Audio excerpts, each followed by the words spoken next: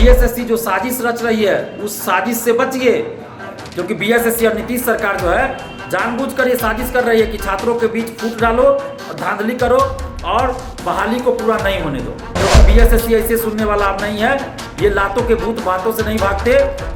वही बात है, ये लोग ऐसे नहीं अब सुधरने वाला है, इसको सुधारना पड़ेगा और उस बीएसएससी को उसी की भाषा में अब जवाब देना पड़ेगा। और बीएसएससी के सचिव अध्यक्ष महोदय को हम कहना चाहते हैं कि अब आप समझ जाइए कि हम लोग महासंग्राम करेंगे और आपको जो करना होगा कर दीजिएगा। तो एक बार फिर बीएसएससी की मंशा और बहाली प्रक्रिया पर दिलीप ने कुछ सख्त टिप्पणियां की हैं और बीएसएससी का हिडन एजेंडा को उजागर किया है।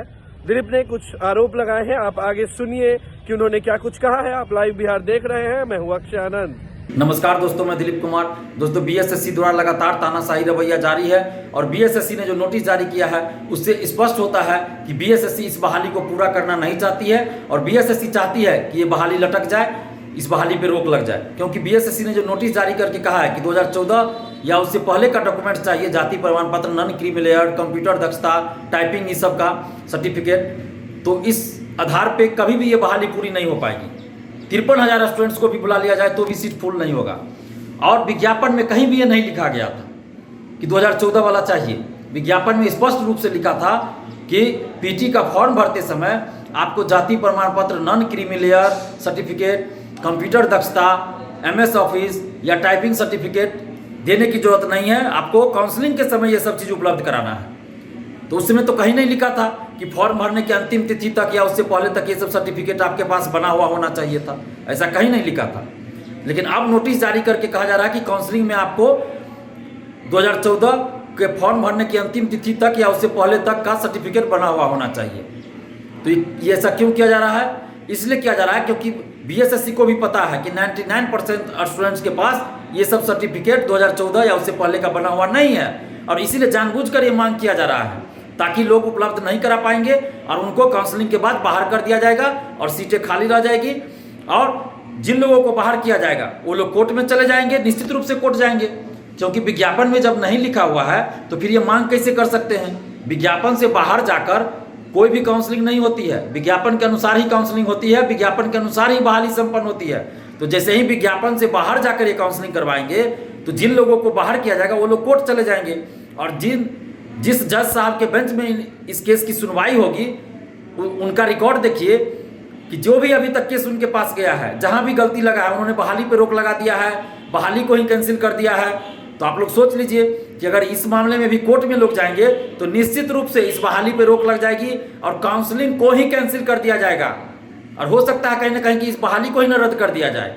तो इसलिए आप जितने भी 53,000 परीक्षार्थी हैं, आप लोग सतर्क हो जाइए, सावधान हो जाइए और बीएसएससी जो साजिश रच रही है उस साजिश से बचिए, क्योंकि बीएसएससी और नीतीश सरकार जो है जानबूझकर ये साजिश कर रही है कि छात्रों के बीच फूट डालो और धांधली करो और बहाली को पूरा नहीं होने दो।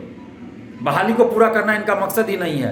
तो इसलिए जो लोग भी हैं, चाहे वो जनरल कैटेगरी के हो, एससी, एसटी, ओबीसी, दिव्यांग, जो भी हैं, सभी लोग 13 दिसंबर को सुबह 11 बजे बीएसएससी ऑफिस आइए और बीएसएससी को उसी की भाषा में आप जवाब दीजिए, क्योंकि बीएसएससी ऐसे सुनने वाला अब नहीं है, ये लातों के भूत बातों से नहीं भागते। वही बात है, ये लोग ऐसे नहीं अब सुधरने वाला है, इसको सुधारना पड़ेगा और उस बीएसएससी को उसी की भाषा में अब जवाब देना पड़ेगा। और जो भी जनरल कैटेगरी के लोग भी हैं वो ये मत समझिए कि ये ओबीसी और एससी का बात है, क्योंकि टाइपिंग, कंप्यूटर दक्षता से संबंधित प्रमाण पत्र आप लोग जनरल कैटेगरी वालों पर भी तो लागू होता है ना। जनरल कैटेगरी के लोग भी तो फॉर्म भरे हैं इस सब चीज़ के लिए ना, जाति के लिए, नॉन क्रीमी लेयर के लिए। चलिए कि ये ओबीसी की बात है या जाति प्रमाण पत्र है तो एससी एसटी की बात है, लेकिन टाइपिंग, कंप्यूटर दक्षता, इस सब के लिए तो जनरल कैटेगरी के लोगों ने भी फॉर्म भरा है। तो ऐसी परिस्थिति में सबको नुकसान होना है और जाति प्रमाण पत्र नहीं रहने के आधार पर या कंप्यूटर दक्षता प्रमाण पत्र नहीं 14 वाला नहीं रहने के आधार पर अगर बाहर किया जाएगा तो ये लोग कोर्ट चले जाएंगे तो पूरी बहाली प्रक्रिया ही रुक जाएगी। तो फिर किसी को कोई फायदा नहीं होने वाला है, सबकी बहाली रुक जाएगी, सबकी ज्वाइनिंग रुक जाएगी, तो सबको नुकसान होगा। और जो लोग इस काउंसलिंग लिस्ट में शामिल नहीं है उनको भी आना है, क्योंकि सेकेंड काउंसलिंग लिस्ट तभी जारी होगा जब हम लोग लगातार आंदोलन करेंगे, नहीं तो काउंसलिंग का सेकेंड लिस्ट भी ये जारी नहीं करेगा। और कट ऑफ जारी होना चाहिए था, सभी परीक्षार्थियों का मार्क्स भी जारी होना चाहिए था, रैंक लिस्ट जारी होना चाहिए। तो आप सभी लोग आइए, जो 53,000 परीक्षार्थी है, सभी लोग से मैं आग्रह कर रहा हूँ कि आप लोग आपस में बटिए मत, ये किसी एक की लड़ाई नहीं है। आप सभी परीक्षार्थी आइए, 13 दिसंबर को सुबह 11 बजे बीएसएससी ऑफिस आइए और बीएसएससी को उसी की भाषा में जवाब दीजिए। बीएसएससी के सचिव महोदय, आपसे जब हमने 9 दिसंबर को मुलाकात किया था तो आपने क्या कहा था कि हम इस सबसे संबंधित नोटिस जारी कर देंगे और स्पष्ट रहेगा कि 14 वाला नहीं चाहिए, वर्तमान वाला ही चाहिए। जो विज्ञापन में लिखा हुआ है, विज्ञापन के अनुसार ही काउंसलिंग होगी। लेकिन आपने कल जो नोटिस जारी किया उसमें क्या लिखा है आपने? तो गुंडागर्दी किया है आपने, छल किया है आपने, दुर्योधन की तरह आपने छल किया है।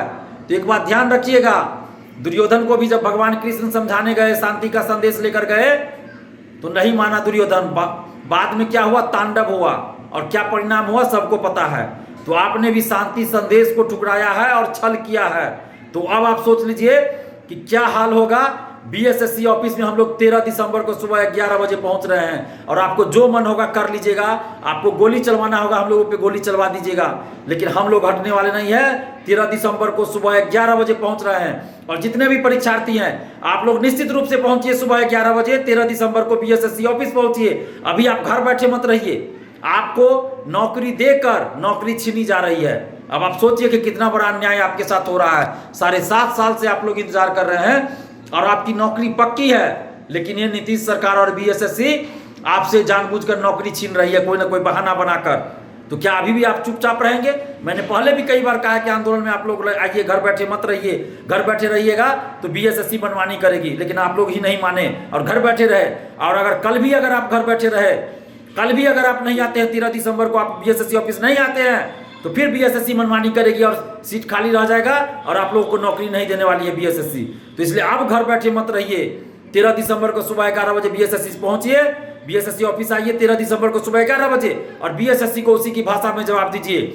और बीएसएससी के सचिव अध्यक्ष महोदय को हम कहना चाहते हैं कि अब आप समझ जाइए कि हम लोग महासंग्राम करेंगे और आपको जो करना होगा कर लीजिएगा। तो सुना आपने छात्र नेता दिलीप को, बीएसएससी से जुड़ी जो बातें हैं वो रख रहे थे। आप लाइव बिहार के साथ बने रहें, अपडेट और खबर हम आप तक लगातार पहुंचा रहे हैं।